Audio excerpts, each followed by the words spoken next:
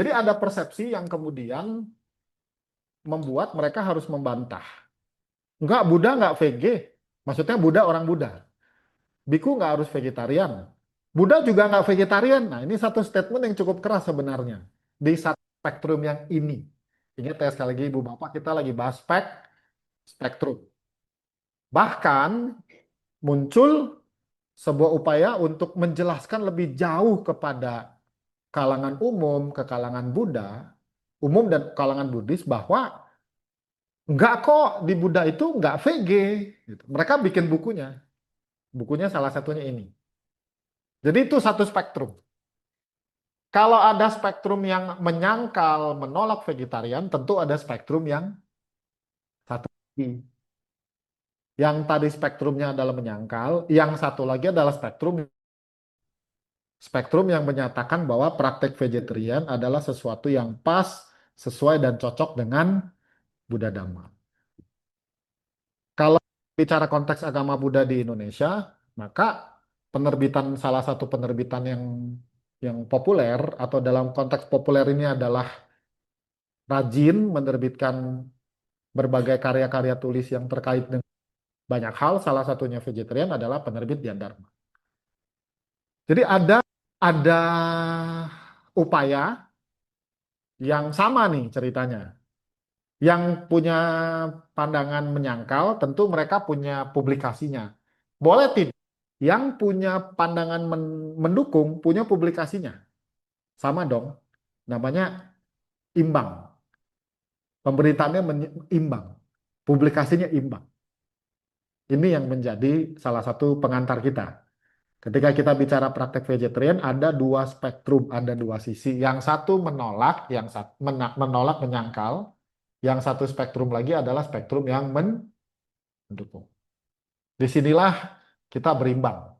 Silahkan kelompok yang menyangkal, yang menolak, dengan dalil-dalilnya monggo please, karena kita hidup di era di mana informasi, pengetahuan itu tersedia dengan luas, tersedia bebas, tinggal bagaimana kita sebagai seorang umat Buddha, sebagai seorang Buddhis, kita bisa mengambil referensi, pengetahuan, dan sebagainya, kemudian kita olah dan kita jadikan kebijaksanaan kita sendiri. On the other hand, di sisi yang lain tentu grup-grup Buddhis yang mendukung, yang menyatakan bahwa ini adalah praktek yang bajik, mulia, dan sebagainya, tentu sama-sama punya hak untuk menyebarkan gagasannya. Dan hari ini kita akan lihat topik ini secara lebih mendalam. Lalu ketika kita merujuk ke salah satu hal yang disangkal, ini tentu sebuah pernyataan yang I think logically ya, secara rasional bisa diperdebatkan lebih jauh. Kamu murid Dewa Data. Jadi kalau misalnya ada pernyataan, ada statement bahwa praktisi atau pendukung vegetarian adalah murid Dewa Data, itu spektrum yang sangat di artinya guru-guru besar seperti Yang Mulia Master Tinathan, mendiang Sukong Jinara kita, mendiang harusnya Bante Wajragiri juga seorang praktisi vegetarian ya, adalah pengikut Dewa Data semua. Gitu. Jadi statementnya juga cukup tidak tidak rasio ya. Bahkan satu statement lagi yang juga tidak rasional adalah tapi ini saya paham benar, karena saya pernah ngobrol dengan teman yang mantan praktisi aliran ini. Ibu Bapak juga pasti tahu, pernah dengar kalau di salah satu aliran Buddhis yang ada di Indonesia, saya bilang ada di Indonesia, itu menyatakan vegetarian sebagai salah satu jalan untuk mencapai kesucian. Saya pernah ngobrol dengan mantan pengikutnya, dan dia bilang, iya bro, kalau di kami vegetarian itu wajib, nggak suci kalau nggak VG. Dia bilang. Disitulah kemudian statement ini kan juga memang perlu diluruskan juga. Tapi beberapa kali saya menemukan pernyataan bahwa kalau vegetarian itu suci, kambing sapi suci duluan. Benar dengar? Tapi itu kan nggak apple to apple perbandingannya. Kan masa manusia dibandingkan dengan hewan? Ya beda dong. Betul? Yang hewan vegetarian juga nggak akan suci. Yang manusia vegetarian juga belum tentu sebagai sebuah jaminan. Tentu butuh penelitian lebih mendalam. Contoh lagi kita bilang, orang VG itu lebih sabar, lebih punya kasih sayang, lebih hatinya baik dan sebagainya. Masa iya sih? Karena butuh kajian yang lebih mendalam, butuh bukti-bukti yang bisa dipertanggungjawabkan bahwa seorang praktisi vegetarian itu lebih sabar, lebih baik hatinya dan sebagainya dan sebagainya.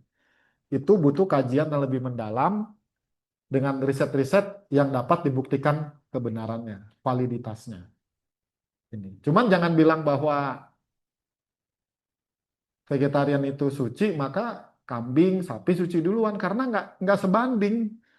Yang satu membandingkan manusia, yang satu manusia dibandingkan sama siapa? Sama animal ya. I don't think that is an apple to apple apa istilahnya perbandingan. Sampai sini nyambung ya. Lalu kembali ke 5 permintaan dewata. Ibu bapak, kalau kita sekilas hanya mendengar kalau praktisi vegetarian itu pengikut Dewa Data, tentu kita perlu kaji lagi lebih mendalam. Kenapa? Salah satu peristiwa yang terjadi dan ini dicatat di Winaya adalah peristiwa ketika Biksu Dewa Data itu, kalau bahasa sekarang mungkin kudeta ya, kudeta. Buddha kamu nih sudah tua, biarkan sanggamu dipimpin yang lebih muda. Dan ingat bahwa yang disampaikan Dewa Data itu 5, bukan cuma satu. 5 permintaan Dewa Data, Sangha Disesa. 5 permintaan Dewa Data, tinggal di alam hidup, tinggal di dekat pemukiman akan melakukan pelanggaran. Hanya makan makanan sedekah seumur hidup, menerima makanan undangan akan melakukan pelanggaran. Mengenakan jubah kain perca seumur hidup, menerima kain jubah dari kepala rumah tangga akan melakukan pelanggaran. Yang poin keempat menarik nih. Tinggal di kaki pohon seumur hidup, tinggal di tempat beratap akan melakukan pelanggaran. Yang poin kelima baru tidak ikan atau daging seumur hidup, yang melakukannya akan melakukan pelanggaran. Yang biru itu saya catat bahwa yang mau melakukannya silakan, yang tidak mau juga tidak apa-apa. Nomor 4, kaki pohon sebagai tempat beristirahat selama 8 bulan dalam setahun. Bagian bawah, daging bersih dalam 3 hal tidak melihat, mendengar, atau menduga. Jadi ini paket lengkap sebenarnya. Bukan cuma semata-mata bahwa Biksu Dewa Data itu menyarankan vegetarian total. No, it's not. Dan kalau ibu bapak perhatikan, poin 1 sampai 3, 4, 5 ini adalah sebuah praktik pertapaan yang keras. Dan ketika saya lihat ini lebih detail, saya menyatakan bahwa Buddha itu visioner sekali. Coba yang keempat, ayo, bantai-bantai kita tinggal di depan pohon Bodhi tuh. Nggak boleh pasang atap. Apakah visible untuk zaman modern sekarang? Tidak. Tapi masih ada nggak yang mempraktikkan ini? Ada. Pernah dengar istilah tudong? Nah, ini juga perlu diluruskan karena banyak umat ketika saya tanya, apa itu biku tudong? Jawabannya adalah biku jalan-jalan. Tudong itu datang kan itu datang dari bahasa Thailand, palinya adalah dutangga. Artinya mereka yang mempraktekkan 13 praktik pertapaan yang keras. Yang mana itu silahkan dilakukan. Jadi bukan jalan-jalan. Dari dulu wihara ini vegetarian. Bahkan ketika misalnya ada wihara baru, di sini kan ada PBS ya, Pusdiklat Budayana Sriwijaya. Ada apalagi Maitri Maitri Bumi, apalagi ya, Tamantra. Semua praktiknya veg. Keluarga budayanya warisan vegetarian dari Mahabiksu Asin Cina. Kalau ibu bapak pergi ke wihara lama, tua, yang sepuh, itu rata-rata semua wiharanya praktisinya VJ. Di Medan itu ada wihara Borobudur, termasuk wihara yang sudah lama. Palembang ada wihara Dharma Kirti. Di Jambi ada wihara, nah kita tes dulu ya, pengetahuan wihara Anda. Saki Kirti Jambi. Di Lampung ada wihara Banten Bodhisatwa. Ada wihara Ekayana di Jakarta. Wihara Wimala Dharma di Bandung. Wihara-wihara yang lama itu semua wiharanya praktisinya adalah VG. Dan kenapa topik ini kita masukkan? Supaya ibu bapak bisa paham. Di antara dua spektrum ini, tentu harapannya kita akan lebih condong ke spektrum yang mendukung. Terus pertanyaannya, kenapa? Ini kan perlu dijawab. Ini perlu dijawab. Kenapa? Topik kita hari ini judulnya ada apa dengan vegetarian. antara etika, kontroversi, dan pilihan hidup. Semoga dalam tahun ini akan tulisan artikel jurnalnya akan terbit. Jadi ada satu artikel jurnal yang diterbitkan oleh di salah satu publisher, ini bahasnya tentang ini. Jadi tujuannya gini Bu Bapak, saya udah mulai ya. Tadi kita bicara spektrum, Anda sekarang berada di koridor yang mendukung. Tapi kalau menolak boleh juga sih. Jadi seru nih hari ini. Jadi ada diskusi yang terjadi interaktif. And it's also always your choice. Mau pilih yang mana silahkan. Karena karma ditanggung masing. Baik, pertama, kita akan mulai dengan sebuah sebuah statement yang orang Buddha itu bangga. Saya sering menemukan diskusi, ngobrol, dialog. Orang Buddha, Buddhis itu bangga banget dengan pernyataan bahwa kita tuh jangan terima apa aja. Maksudnya kita jangan terima segala sesuatu begitu aja. Betul? Apa yang menjadi pernyataan kita, jangan terima kitab suci, jangan terima omongan si A si B, jangan terima ini itu, tetapi apa yang kita disarankan itu apa? Pikirin, apakah itu bermanfaat atau tidak. Jika diterima dan dijalankan akan mengarah menuju bahaya dan penderitaan. Kalian harus tinggalkan. Tetapi jika dijalankan dan dipraktekkan akan mengarah menuju kesejahteraan dan kebahagiaan, maka kalian harus hidup sesuai. Betul ya? Cuman orang Buddha ini kadang-kadang kalah sama figur otoritas. Contoh begini, kalau Biksu A bilang begini, kadang-kadang Anda nurut aja nggak? Ya kita kadang-kadang nggak berani mempertanyakan otoritas. Ya bisa juga karena pengetahuan dhamma kita masih terbatas. Kita kalau mau menyangkal, kita mau ngobrol lebih, kita segan, takut nggak bisa jawab. Tapi it's okay. Tapi intinya adalah kita sebagai seorang Buddhis, kita belajar bagaimana menggunakan rasio. Jadi bukan cuma terima apa adanya. Itulah tantangan jadi pembicara di wihara. Harus kasih evidence yang bisa dibuktikan. Another things, kalau kita bicara tentang konteks bagaimana kita sebagai seorang Buddhis, sebagai seorang siswa Buddha, diajak, diundang untuk berpikir lebih kritis, ini ada di Buddha. Peristiwanya sederhana, Upali ini adalah murid Niganta dan dia berpikir bahwa dia bisa mengalahkan Buddha dalam sebuah debat. Dia datang, dia berkunjung, diajak ngobrol, bukannya dia yang ngalahin Buddha, dia yang takluk. In the end, In the end, biasanya ketika terjadi dialog antara orang yang mengajak Buddha berdebat, itu akan terjadi pernyataan bahwa mereka mau atau bertekad untuk berlindung kepada Buddha, Dharma, dan Sangha. Untuk kasusnya Upali dan beberapa kasus yang lain, Buddha menyatakan kalau di kitab suci kita baca, selidikilah dengan seksama perumah tangga. Itu memberikan satu pernyataan bagaimana kita sebagai seorang Buddhis diundang untuk berpikir lebih jauh, menyelidiki dengan lebih sama. Itulah kenapa ketika kita bicara tentang praktek vegetarian, kenapa kita juga tidak menyelidiki hal yang sama. Itu yang saya lakukan. Oke, kita selidiki secara lebih sama. Mari kita selidiki. Oke, di agama Buddha ada nggak larangan untuk makan daging? By the way, kalau kita bicara umat Buddha termasuk monastik. Karena siswa Buddha ini ada dua kelompok berdasarkan cara hidup. Cara hidup sangga, pertapa, dan cara hidup rumah tangga. Anda sekarang cara hidup yang mana?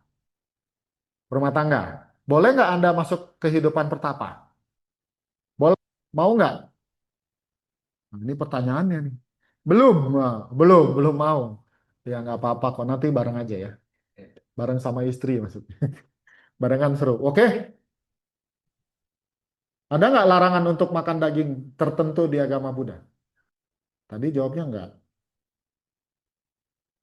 Contoh nih, kalau teman-teman kita yang Muslim, kita tahu bahwa makan daging babi itu haram. Hindu apa? Sapi. Sapi itu, kenapa sapi itu dagingnya dilarang dimakan? Karena sapi itu berkontribusi, bisa buat susu. Dari susunya bisa jadi mentega. bisa jadi G. Terus kemudian mereka juga di konteks tertentu bisa membantu kotorannya bisa untuk pupuk. Jadi yang saya baca, yang saya paham, orang-orang Hindu ini memberikan apresiasi kepada sapi, makanya dagingnya nggak dimakan. Kalau di Buddha ada nggak larangan untuk makan daging tertentu? Ada. Nih, tapi saya nggak makan manusia kok. Tenang aja, saya juga nggak ngeri kali kau nih kanibal. Gajah, kuda, anjing, ular, singa. Kalau Anda datang ke Jakarta, ada dulu, nggak tahu sekarang masih ada apa enggak ya. Kalau di Jalan Mangga Kalau Besar itu suka ada orang yang jual daging ular. Itu bisa dimakan. Ya, kok Buddha pilih kasih sih? Boleh nggak kita berpikir kritis? Kok kuda masuk, anjing masuk, ular masuk, singa masuk, harimau masuk. Kok ayam enggak? Ayam, ayam ngambek. Kok sapi enggak? Kok udang enggak? Kok ikan enggak? Ini namanya berpikir secara kritis. Mikir doang, Bu. Nggak ada jawabannya. Nah, ada beberapa jawaban tertentu karena ini kan konteksnya di kitab Vinaya. Biasanya kalau gajah, kuda itu kan hewan yang berkontribusi. Dan jangan salah ya, nggak gampang orang itu punya gajah dan punya kuda. Kalau singa, harimau, macan tutul, beruang, serigala itu kan hewan buas. Saya pernah mendengarkan uraian di buku yang tadi saya sebut juga ada penjelasannya kenapa daging hewan buas itu dilarang dimakan karena itu memunculkan bau tertentu.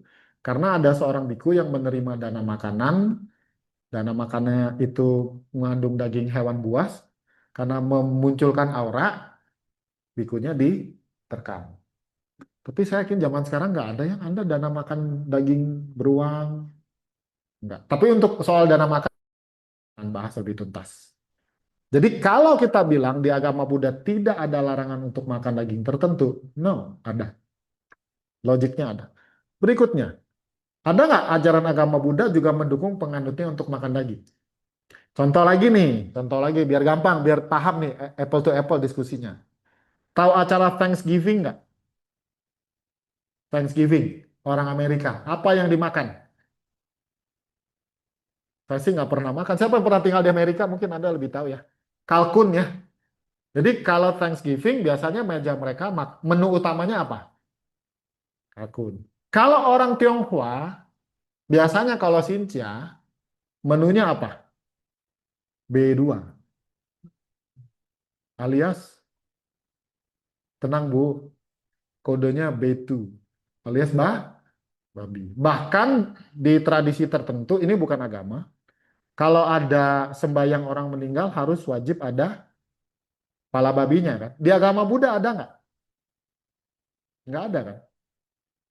Jadi pada dasarnya kalau kita perhatikan lagi, apakah ajaran agama Buddha mendukung penganutnya untuk makan daging? Secara tradisional ada nggak? Nggak ada. Tapi saya punya kawan lucu. Saya kalau cerita ini saya ingat beliau ini saya mau ketawa ya. Tapi karena saya ketemunya orang tua jadi saya manggut-manggut aja. Kita mau ming, kalau kita Waisak di sini setahun sekali kita makan daging. Maksudnya Pak? Iya setahun sekali makan enak di wihara. Kalau perayaan Waisak, semua makan daging. Paham nggak? Kenapa saya begini? Ibu bapak ngerti kan? Ya sudahlah, wihara-wihara dia kok. Sekali lagi ini soal cara pandang. Tapi by tradition, by books, I don't think kita akan menemukan bahkan ya nanti bagian persembahan kita akan cerita lebih detail. Ini lagi satu pertanyaan yang ini jawabannya gampang kok. Apakah ajaran agama Buddha mendukung terjadinya pembunuhan? Ini jawabannya yakin. 1000%. Kalau gitu jawabannya lebih kencang. Saya ulang ya. Apakah ajaran agama Buddha mendukung terjadinya pembunuhan? Tidak. Bagus. Ini nggak usah diterusin panjang lebar. Dan supaya kita lebih paham lagi, Lebih detail. Sebenarnya kalau kita baca Panatipata Weramani Sika Padang sama Dhyani itu kan cuman sepotong. Sebenarnya kalau kita mau kaji lagi lebih mendalam, pembahasan tentang pembunuhan bukan hanya kita lakukan dengan tangan sendiri. Bukan. Kalau di suta ini, Ibu Bapak bisa baca, mereka tidak akan membunuh makhluk apapun, tidak juga menyuruh orang lain membunuh atau memberikan izin kepada orang lain untuk membunuh. Jadi bukan cuma pakai tangan kita ya. Makanya kalau pergi makan ke restoran seafood, pesannya kangkung, telur dadar. Itu ikannya masih hidup, mau nggak? Nggak. Karena sudah paham ya, meskipun kita nggak bunuh, tapi siapa yang order? Aduh nggak enak ya jadi Buddhis ya, nggak enak. Makannya nggak seru. Ya silakan, karma tanggung masing-masing. Ini bagian tentang persembahan. Nah, jadi di Kuta Danta Sutta, Ibu Bapak bisa menemukan penjelasan lebih jauh dari Buddha ketika kita bicara tentang persembahan dan pengorbanan. Ini si Brahmana ini tanya kepada Buddha, bagaimana cara memberikan pengorbanan yang besar. Karena dia pengen bikin upacara pengorbanan. Dan dia dalam proses bikin upacara pengorbanan ini sudah siap. Ratusan hewan sudah siap dia korbankan. Dan ketika dia bertemu dengan Buddha, Buddha menjelaskan lebih detail. Ya, lebih detail lagi. Dalam upacara pengorbanan ini Brahmana, pengorbanan ini artinya mengacu kepada satu upacara pengorbanan yang sangat besar. Tidak ada kerbau, kambing, domba, tidak ada ayam, babi, dan berbagai makhluk hidup dibunuh. Artinya untuk melakukan upacara pengorbanan ini bebas dari pembunuhan. Yang menarik lagi lanjutannya. Brahmana, tidak ada arahat atau mereka yang telah mencapai jalan arahat akan menerima pengorbanan ini. Mengapa? Karena melihat penganiayaan dan pembunuhan maka mereka tidak menerima. Tapi mereka akan menerima pengorbanan berupa pemberian rutin dari suatu keluarga yang diberikan kepada para pertapa yang berbudi. Karena tidak ada penganiayaan dan pembunuhan. Itulah sebabnya jenis pengorbanan ini lebih berbuah dan lebih bermanfaat. Saya suka loh quote ini. Jadi saya tuh setelah saya menemukan ini saya mikir, Buddha kan arahat. Banyak biku yang arahat. Apakah benar-benar mereka makan makanan daging yang diberikan? Itu jadi satu tanda tanya. Satu tanda tanya. Makanya kalau kita upacara-upacara di wihara, silakan Anda main ke wihara manapun, apa isinya di altar?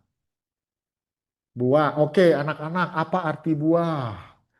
Waktu kita sekolah minggu kan belajar tuh arti-arti persembahan kan. Buah berarti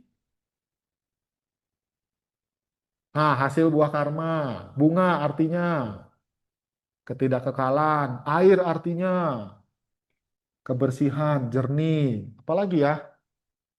Lilin, betul. Lilin artinya apa? Penerangan. Dupa artinya wangi, harum, menyebar ke segala penjuru. Sancang artinya lemak, enak. Di altar wihara manapun, Anda tidak akan menemukan persembahan dalam bentuk daging. Paling banyak alternatifnya adalah permen. Apalagi biskuit. Betul? Kalau nggak donat. Ada nggak dagingnya di atas altar? Nggak ada. Dan inilah sesuatu yang bisa kita kritisi lagi. Kalau kita tidak memberikan persembahan di altar, tidak meletakkan makanan-makanan yang mengandung daging, kenapa umat Buddha tidak konsisten dalam hal pemberian makanan kepada sangga? Bos gedenya lu kasih permen, biskuit, paling mahal anggur, anak buahnya babi panggang. Berarti kita umat Buddha ini nggak konsisten. Ketidakkonsistenan kita, karena apa? Karena Buddha adalah aspirasi spiritual tertinggi. Sangha adalah pewaris Dhamma, menjaga kemurnian Dhamma. Kalau di altar Buddha isinya adalah persembahan-persembahan yang bebas dari pembunuhan secara langsung, idealnya kalau kita berpikir secara konsisten dan kontinu, ketika Anda, saya juga boleh, pemberiannya harusnya bebas dari pembunuhan. Supaya linear kan, karena altar kita nggak ada. Oke. Pertanyaan berikutnya, apakah praktik vegetarian sesuai dengan ajaran di agama Buddha? Jangan heran, saya pernah mendapatkan jawaban tidak. Hmm.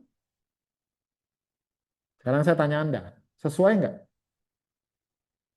Lah, bingung dia. Tenang Ibu Bapak, saya paham kenapa Ibu Bapak jawabnya agak lemot. Karena bagi kita belum bisa praktek VJ 100%. Betul? Sama. Saya ini sebenarnya agak lupa ya. Di awal tuh saya harus menjelaskan kepada Anda bahwa hari ini kita bahas sesuatu secara objektif, bukan subjektif. Jadi kalau misalnya dalam keseharian Ibu Bapak masih mengonsumsi, it's your own choice. Tapi kita hari ini bicara objek, bukan bicara subjek. Oke, kalau gitu Anda dukung nggak praktek vegetarian di wihara? Ya, jadi kalau Anda ya kalau di Dharma Kirti memang sudah menjadi satu budaya. Hanya saja kenapa topik ini penting? Karena pengurus wihara, pengurus yayasan itu akan berganti, bertransformasi. Sekarang pengurus-pengurus yayasan tentu mereka adalah generasi pertama yang bersentuhan langsung dengan Bante Asin. Kayak Pak Darwis, Ibu. Anda bersentuhan langsung nih ketemu Sukong, ketemu Bante Wajra. Berikutnya, bahkan ada satu pengalaman di salah satu wihara yang wihara lama, wihara tua. Sebutnya jangan wihara lama, wihara tua ya. Wihara apa sih kata yang tepat gitu ya? Kalau wihara tua itu kesannya angker begitu. Wihara sepuh tuh kayaknya kakek-kakek gitu. Wihara apa ya cocok ya? Wihara akar lah, paling keren tuh wihara akar. Wihara lama, wihara akar. Itu sempat ada satu biku yang tinggal, dan ketika ditegur, dikasih tahu pengurus wihara, dia menolak. Lalu, ada satu statement yang menarik, ini saya diceritakan oleh pengurus wiharanya. Siapa itu Sukong? Saya nggak kenal Sukong. Dan Anda tahu nggak apa yang terjadi dengan Bante ini? Ya, dia diundang untuk angkat kaki dari wihara tersebut. Kelihatannya cukup tegas ya, cukup tegas. Dan kalau kita nggak tahu sejarah di baliknya, mungkin kita akan bilang, oh kok biku diusir? Ya karena kan Anda tinggal di wihara orang, di tempat orang, ikutin budaya wihara orang. Selesai, simple kok. Anda tahu terjemahan literal dari biku? Pengemis, penumpang, bukan pemilik. Oke, udah. Kita balik ke sini. Kenapa kita ceritakan ini? Karena wihara Dharma Kirti akan bertransformasi. Pengurusnya akan berganti. 10 tahun lagi, 20 tahun lagi, 30 tahun lagi, itu orang-orang yang sekarang ngurus belum tentu akan ada. Dan tentu budaya vegetarian itu Anda paham yang nanti, karena tongkatnya akan jatuh ke sebagian besar dari Anda yang ada di sini kan, menjadi tongkat penerus di Wihara Dharma Kirti. Sehingga Anda paham, oh kenapa? Kenapa kita lakukan? Kenapa kita dukung? Khusus untuk kegiatan begini. Ini contoh nyata ya. Ini saya sering katakan kok. Desember ini kita akan ada Sarasehan dan Temu Karya Nasional. Kurang lebih pesertanya nggak banyak. Feeling saya sekitar 300, total sama panitia itu 500 orang. 500 orang. Kebayang nggak Ibu Bapak kalau menunya ada makanan dagingnya? Masak makanan mengandung daging untuk 500 orang. Pesen apa tidak? Pesen kan? Yang pesen siapa? Panitia. Panitia seksi konsumsi. Logika kita, yang kena karma buruknya siapa? Yang makan atau yang pesen? Masih mau jadi panitia? Dan jangan heran, kadang-kadang ada kegiatan-kegiatan Buddhis di Indonesia yang pesertanya 1.000, 1.500. Menu makanan dibagi dua, ada yang vegan dan tidak vegan. Saya cuma kasihan sama panitia konsumsinya. Kenapa? Karena menunya lu yang urus, kamu yang pilih, kamu yang atur, kamu yang pesen. Potensi karmanya ada di siapa? Yang pesen. Jadi ketika event-event di wihara besar 1.000 orang, Waisak nih, Waisak kan rame. Menunya adalah menu vegetarian, panitianya selamat nggak? Selamat. Ini Palembang, kota besar. Kemarin saya baru pulang dari Rengat. Dari Pekanbaru itu sekitar 5 jam perjalanan. Pesertanya juga kurang lebih 300 orang. Kalau makanannya ayam goreng, babi panggang, samcan, dan segala macam, maka si panitia yang ngurus itu berpotensi menuai karma yang buruk. Karena siapa yang pesan sekali lagi? Jari siapa? Kehendaknya siapa? Ya, makanya kalau di Wihara Dharma Kirti, ya tadi enak sih. Tadi makan mie-nya nggak? Enak juga kan?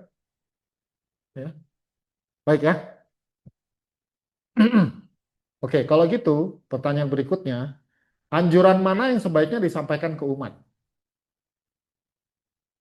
Ayo, anjuran untuk mendukung vegetarian atau mendukung makan daging? Terima kasih, Pak. Kalau Anda dukung praktik si vegetarian, maka Anda punya kesempatan untuk menyicip kelahiran di surga.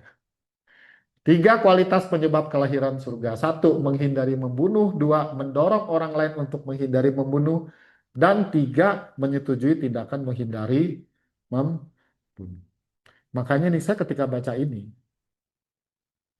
nanti baliknya ke sini Ibu Bapak. Dunia kita ini kan di beberapa tempat ini lagi berantakan. Genocide, killing everywhere. Apa standpointnya umat Buddha? Stop the killing. Stop the apapun itu. Kita nggak bilang pihak ini yang benar, pihak itu yang benar. Nggak.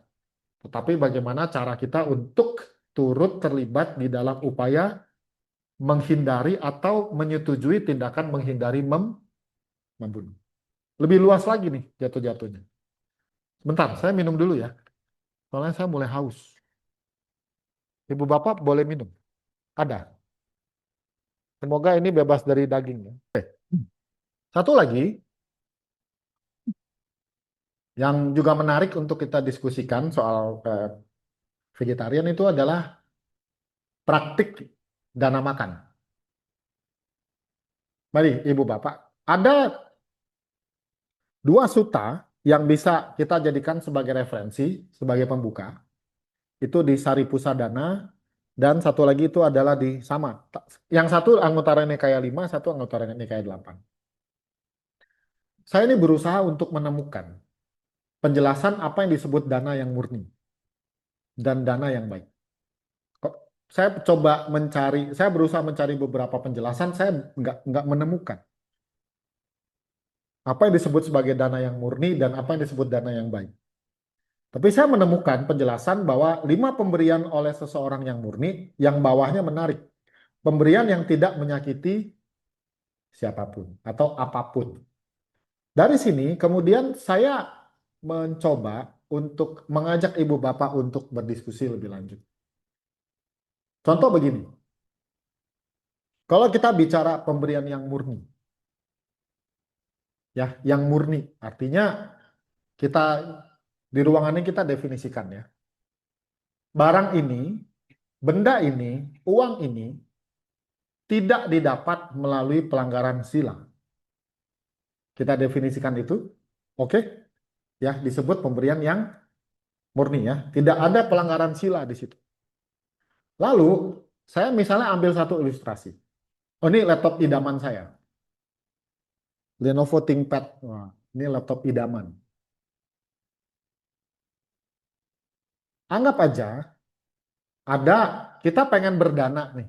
Kita pengen berdana laptop ini kepada seseorang. Oke, dalam konteks ini saya sempitkan kepada anggota sangga. Lalu ada temen yang nawarin, gue ada nih, berapa?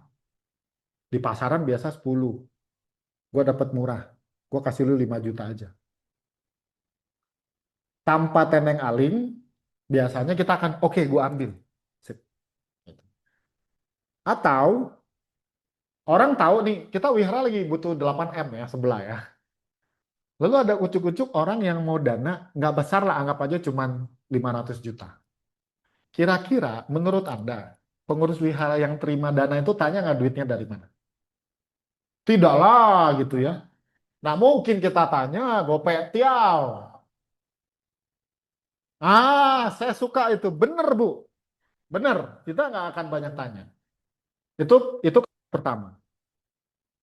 Kasus kedua, kasus yang sama nih. Tapi saya juga yakin tetap diterima.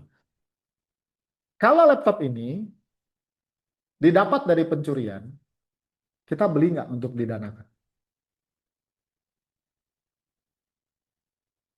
Betul. Masalahnya kita tahu. Nggak boleh ya. Kalau laptop ini hasil curian, kita beli nggak untuk kita danakan?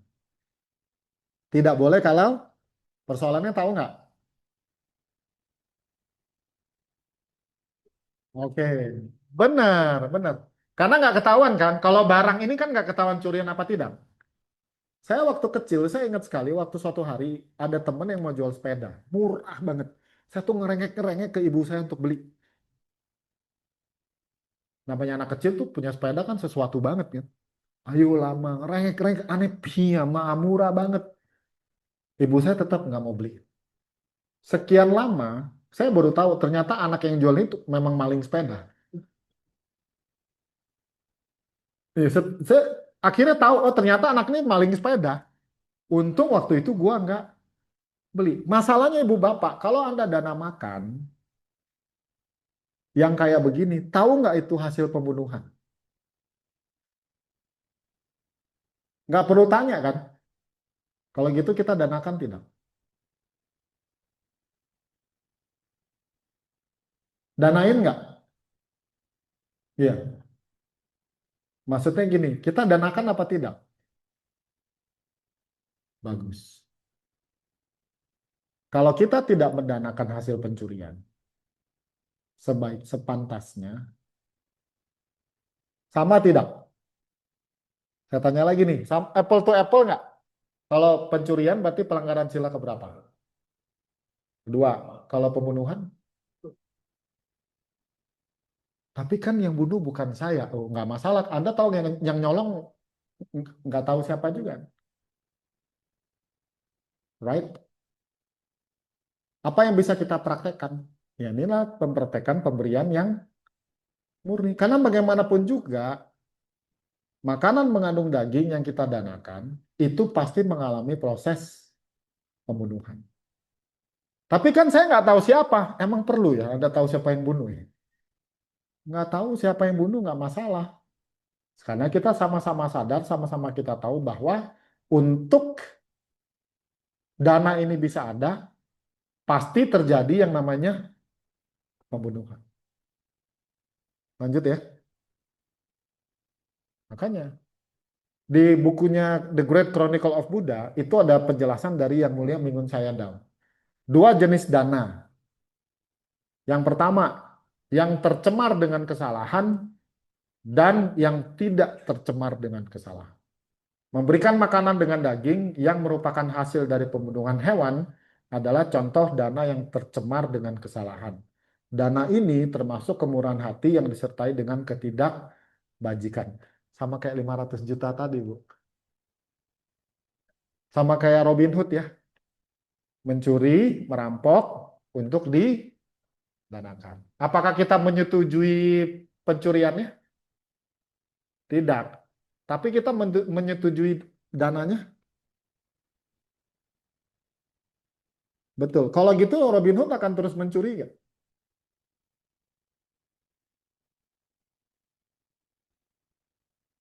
Oke. Berarti kita menyetujui pencurian yang terus dilakukan tidak?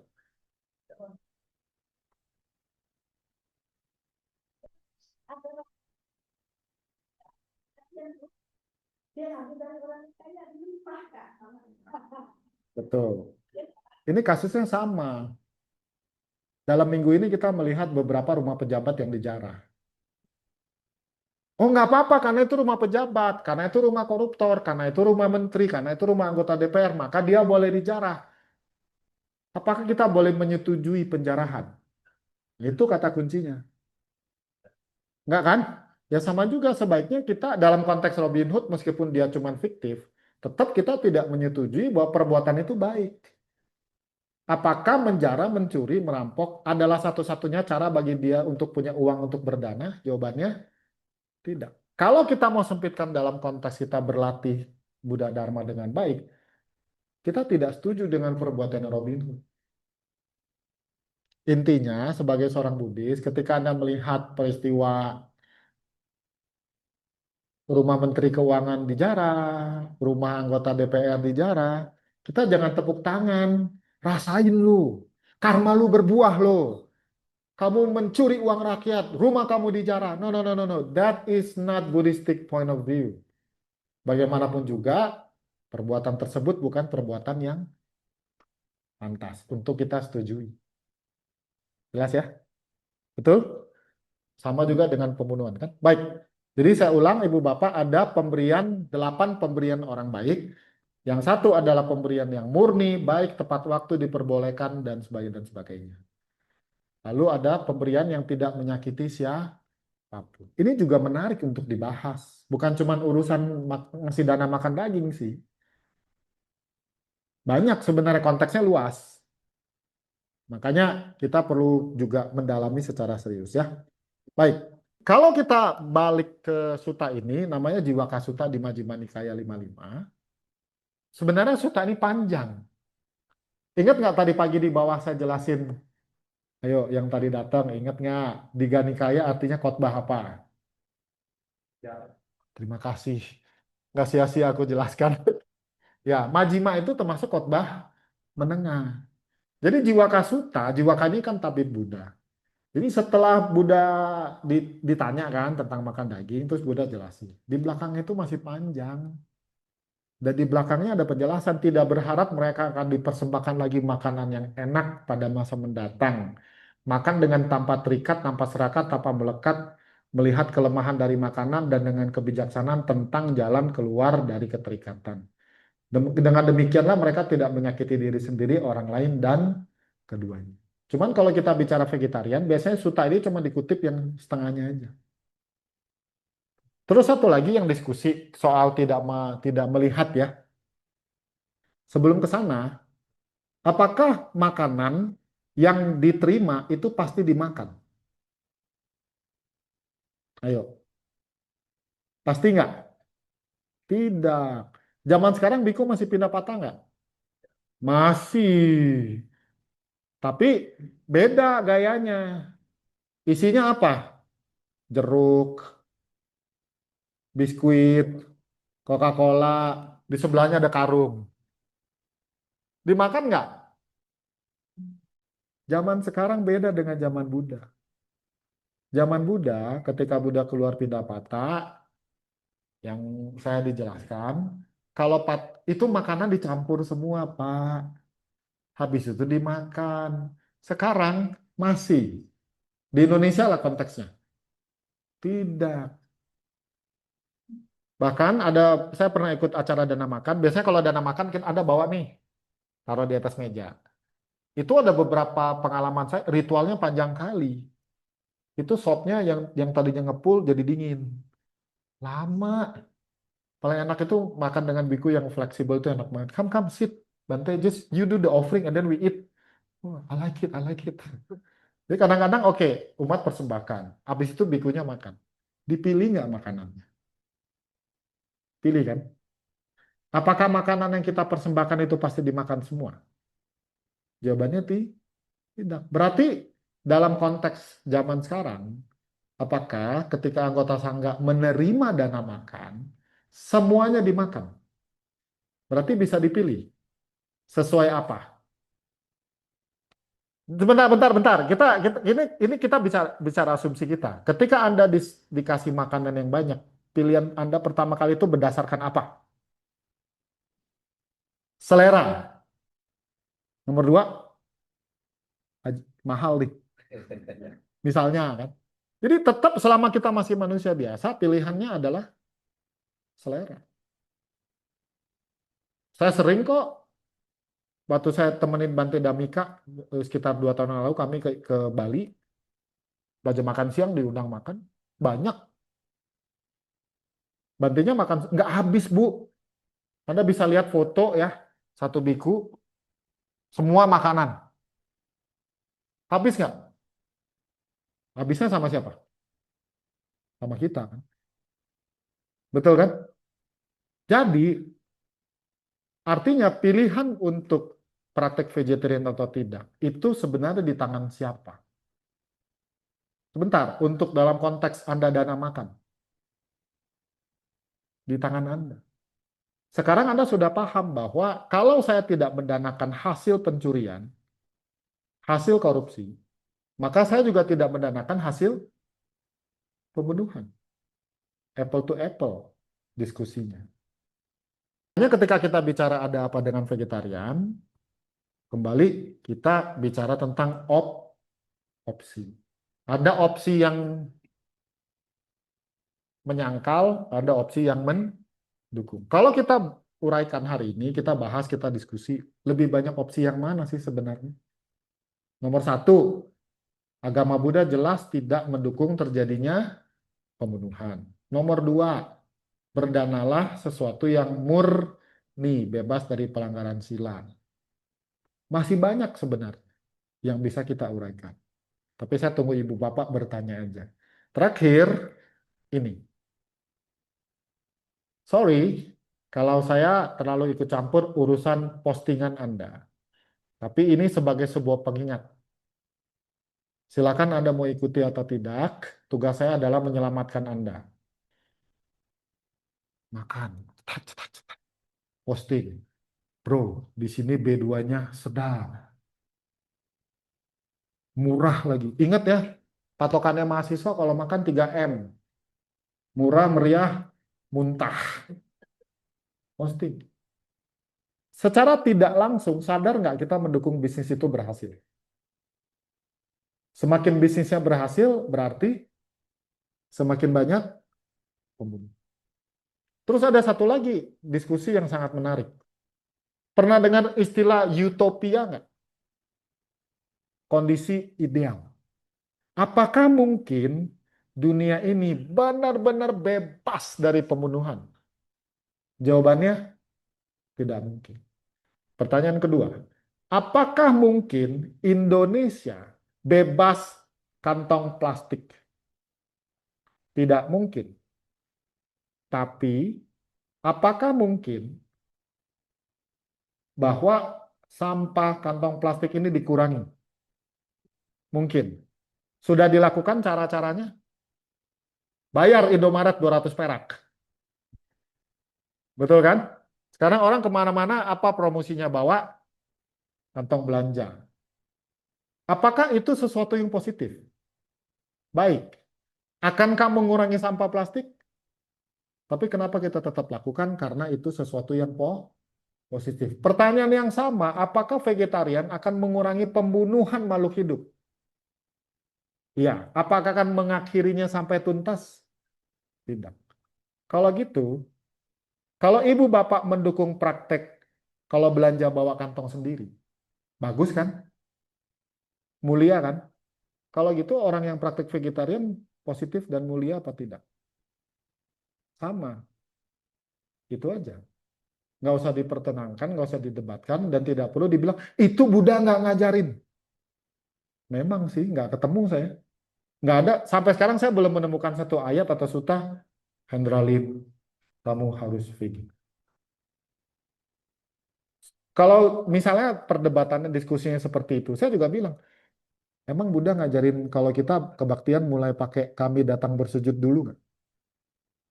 Sebelum Buddha Paninirwana, nanti di Palembang, kalau kebaktian, pakai lagu kami, nggak ada kan? Udah juga ngajarin nggak? Kalau misalnya kalau saya meninggal nanti ibu bapak baca paritanya ini dulu. Ajarin nggak? Kenapa kita lakukan? Sama pertanyaannya. Ini namanya belajar analisis berdasarkan perbandingan antara satu dengan yang lain.